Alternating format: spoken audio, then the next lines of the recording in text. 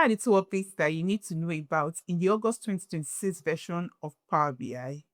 Hi, my name is Chamak. I'm a business intelligence consultant. If you're new to this channel, click on the subscribe button and turn on notifications to get notified when I post new videos. Let's get right into it.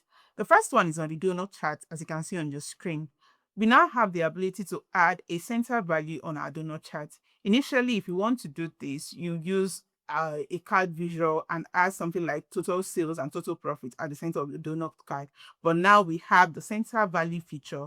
So when you turn it on and expand this, you can select the value that you need. But right now, it's going to take the default value, which is the sales in this case. So I will turn this on. We have the total sales. I can go down to turn on the label of that particular value as well.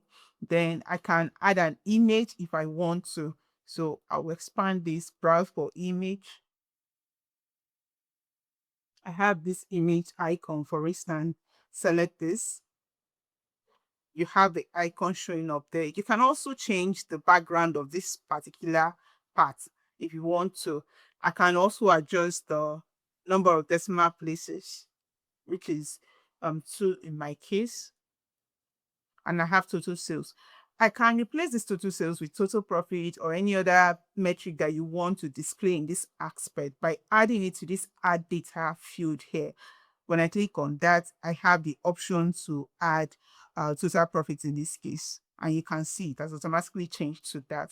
That is one feature which is really, really nice. The next one is on slicer. Our drop down slicer used to be a boring visual on our chart, but now we have the ability to improve the design of the drop down slicer. So over here now you have the option of a drop down. When you expand this, you have the ability to change the border color and the rounded corners. If I change this to 10, increase this to 10 now, you can see that this is actually looking better. You also have the ability to change the individual corners to give it a better looking shape.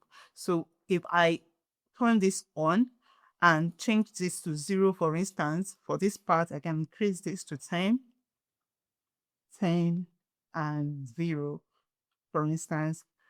You can see that we have a better looking drop down.